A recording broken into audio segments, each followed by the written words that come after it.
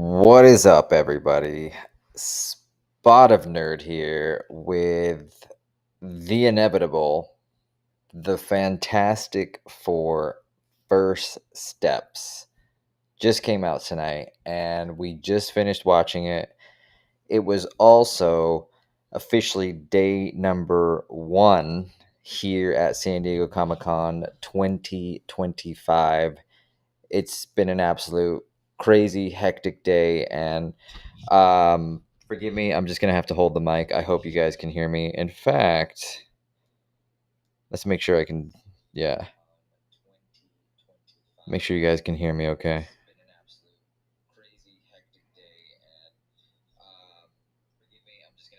Yeah, this is fine. Okay, so I'm. We're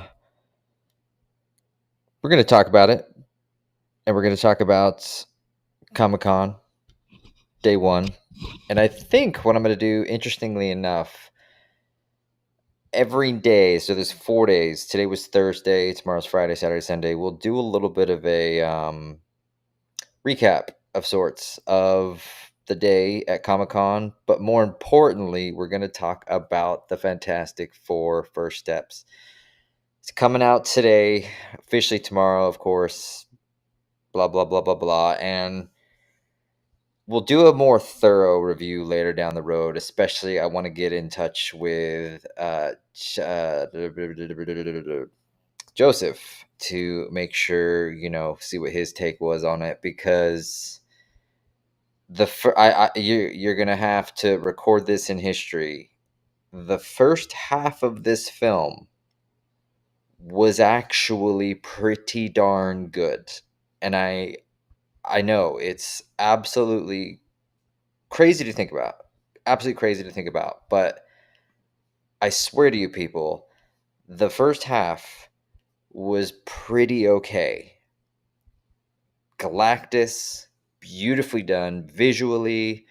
The story, characters were, okay. And then halfway through the movie, it gets completely nerfed.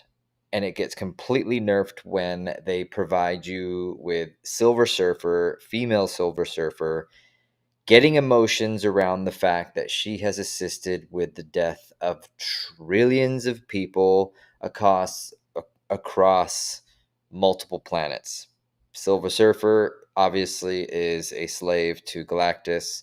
Galactus eats planets. He's his own prisoner of sorts, so he uses Silver Surfer to locate food sources, and the Fantastic Four are the only ones that can stop him. Now, as I said, credit where it is due. The beginning of the film, the way they have set this up, as the team's already been established, we know the characters, you know who they are, you know their powers, you know their place in the world. It's been 4 years since they've had their superpowers, and every single rumor, minus a few of them, were actually true in relation to the story. So I probably should have said this in the beginning.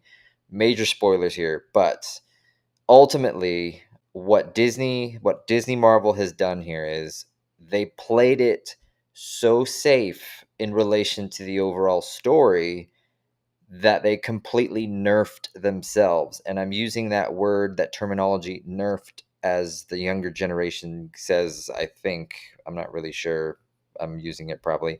I'm old as sin, but whatever. Just in relation to the fact that you set up, let's put aside the fact that they made it a female Silver Surfer. We've already gone down that road. Many people have. It is a completely wrong decision that they should have never done, but they did it. Whatever, moving on. She actually does come off as pretty badass in the beginning, and it's not until Johnny, Flame Guy, discovers how to speak her language that he basically makes her feel guilty for annihilating multiple planets and killing trillions, billions, and trillions of people. So, thus, instead of having this stoic, I'm a badass Silver Surfer, just even like from the old original movies with, the 90s, you now have this Silver Surfer who has emotions, has crying. And again, I'm fully aware, before anybody says, yes, in the comics, this type of stuff happens. but it completely, I'm going to be a broken record with this, it nerfs this character down to the point of ruining everything. And the moment that happens, the entire film shifts into the typical Disney Marvel film where it completely falls flat all over its face. Even to the point where like I said, the introduction of Galactus is pretty badass. It really, really is. Silver Surfer comes to Earth, says that they've been chosen, they're going to die. The Fantastic Four, they apparently have developed hyperdrive. They go to Galactus's planet. They try to confront him. Galactus wants their child. They say no. A fight ensues. This super cool sci-fi black hole thing happens. And then they go back to Earth because they have to try and figure out a way to defeat Galacticus. And the way they do that is teleportation. So there's a lot of bouncing back between like a Star Trek universe in this film because they were able to literally develop transportation of, moving one object from one area to another, like a beaming technology in Star Trek. So the way they're going to defeat Galactus in this movie, as they want to, is they are going to literally move the Earth from one location to another so that Galactus can't find them, and thus everybody will be saved. It's kind of I mean, I'll give you it. I won't say it was perfect, but I'll give you the story. Lo and behold, oh my god, what do you know? Silver Surfer destroys all of the teleportation devices that have been set across the entire planet in an instant because it's the Silver fucking Surfer. They are powerful, they can destroy everything, and then it just goes down some of the dumbest shit on the planet. Typical MCU Marvel, where I'll give you the perfect example. Apparently, the Fantastic Four, which are like based in the 60s and the 50s, aesthetically was very good. It was pretty. I love how they did the artwork, the drawing, the kind of the concepts of vehicles and the atmosphere, the city, the people. But apparently, they've also developed Lightspeed. Galactus, who is borderline 100 times more powerful and lethal than Thanos, has a spaceship that does about 5 miles an hour. So they have months, weeks, whatever it was, to plan this teleportation thing to try and stop Galactus. But again, ultimately, it fails in about 2 seconds because of the Silver Surfer. So, what are you going to do now? Well, obviously, there's only one of these bridges left, and their whole plan is let's get Galactus down to us so that we can transport him into some random ass dimension. Thus, he will be gone forever. But it's Galactus. So, again, the Fantastic Four against Galactus is pretty straightforward. If you're Galactus, you're going to kick their ass.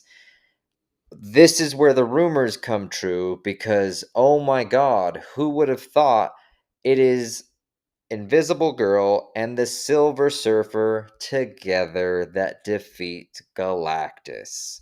Wow, who would have saw that coming except everybody ever paying attention to the latest 10 Marvel films, the MCU, as Nerdrotic would say. It is just so tragically terrible. And again, I won't go too far in the details here because we could probably talk forever. It's also very late. I've got day 2 of Comic Con tomorrow. I just wanted to get this out in relation to the fact that is this is this a good film? No, it is not a good film. Is it a decent film? I'll give you it's decent. Is it better than anything we've had so far in a very long time? Sure. Does it have a lot to do and a lot to work on? Yes. The whole with the thing having a beard throughout this movie is just stupid, if you ask me. The humor dry, is very flat. You can definitely tell. I would like I said in the beginning, the visuals around Galactus in the beginning are fantastic, but you can tell that they ran out of the budget halfway through because that final fight sequence is a joke. It looks like somebody just wrote a cartoon and colored it in with crayons. It looks fucking terrible. And then you have the end, of course, with the baby, who is, God knows who this baby is going to be. Mom dies, Invisible Girl dies to sacrifice herself to save her child. Oh my God, who would have thought that was coming? And the baby revives her mother. Here's where it's very stupid, though, is because there's this very emotional film at the end of it where she's dead, and of course, Richards is like sobbing all over and blah blah blah blah blah. But Marvel, in their stupid marketing techniques, has already given us the cast of Doomsday Avengers. We already know she survives because she's in the fucking movie. It's you're spending time on shit that just doesn't fucking matter, and you can almost tell too that this was very similar to Captain Falcon America, because a lot of this you can tell was reshoots, or they literally didn't have the right momentum or something. I don't really know what the right words are.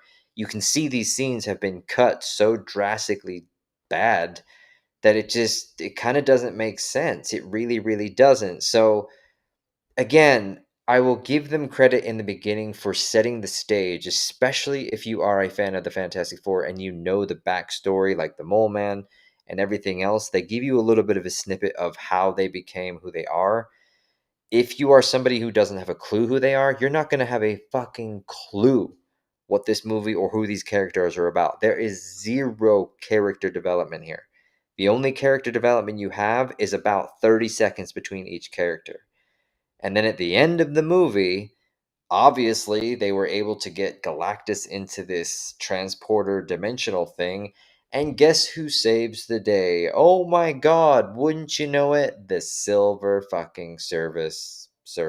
Female Silver Surfer is the one to save the day. You could have given it to Torch Boy because, again, that would have been a great setup at the end of Thunderbolts. You see the end credit scene, you see the Fantastic Four ship going to Earth 616. We still don't know what happens. There is an end credit scene in this movie, and oh my God, wouldn't you know it, you get to see a glimpse of Doctor Doom. But you know it's a stand in. You don't actually get to see Robert Downey Jr.'s face because I can promise you that would have cost a shit ton of money just to have his face in this movie. So you know Disney is not going to go, fuck, I guess we can't afford it. Let's just put a stand in. But again, it's unique in relation to the fact of where is Doctor Doom coming from? Why is he there? What's his interest in the kid? You obviously set up Thunderbolts to having the Fantastic Four go to Earth 616. It's like they just, Marvel doesn't have a clue what they're doing, and this is just continuing the downfall of the MCU. The next movie is going to be Avengers Doomsday in, I think it's like 2026 or something like that. There's nothing setting this up. There is absolutely nothing setting. Supposedly, the Fantastic Four First Steps was supposed to set up Avengers Doomsday. It doesn't do anything at all to set this up. So if you look at this film, you look at Thunderbolts, you look at Captain America, Captain Falcon America, none of these movies are setting up what will become the next Avengers movie. That's what made the first 24 films incredible, was because you were setting something up. You were building the Avengers team. Now you have a copyright issue between the Thunderbolts and Captain Falcon America's Avengers, and then you have a Fantastic Four who's in a completely different dimension, somehow tying them together with Doctor Doom, but yet Doctor Doom is being played by Robert Downey Jr. It doesn't make fucking sense. It's the same old Marvel MCU. It's the same old Disney Marvel. It's the same shit, different what do they call it? Same shit, different fucking day in this MCU. And I would tell you to go watch this. I really, really would. I'll wrap up this real quick. I would tell you to go see this just because it is probably the better of the Fantastic Four movies that we've seen from the past to now. I still love the one that has what's her face that was just drop dead gorgeous. I forget her name. The cast, you'll know her. Look her up. It was in the '90s. The one that they had the Silver Surfer in there, the real Silver Surfer, the Norin Rad. This movie, I just we're going to digest this more later on, and I'll probably maybe put a more proper review up. I'll talk with Joseph. He's going to be a lot better at speaking to it, but go check it out. Let me know your thoughts. I really want to know when you see this. What is your take on this movie? Did you enjoy it? Did you not enjoy it? But just again, just to reiterate Cliff Notes, this started off with a bang. The first half was actually really, really good, and I'm not going to deny that. But the moment you stepped into the emotions with female Silver Surfer, this movie dies and it completely falls flat.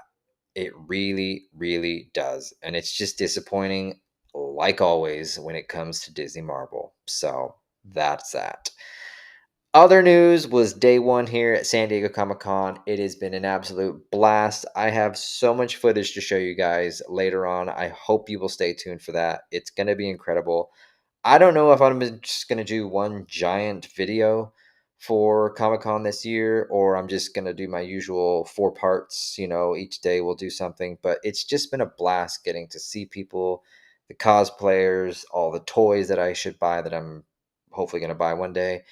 And it's just a blast. It's Comic Con has got a special place in my heart. I love every second of Comic Con. It really just brings joy and happiness to my heart. And I can't wait for tomorrow. That's what I'm saying. It's already tomorrow, day 2 right now, and I need to get my ass to bed. And I'm going to wrap this video up because you've probably heard enough of this. And thank you guys, seriously, so much for watching. We are live here at San Diego Comic-Con 2025.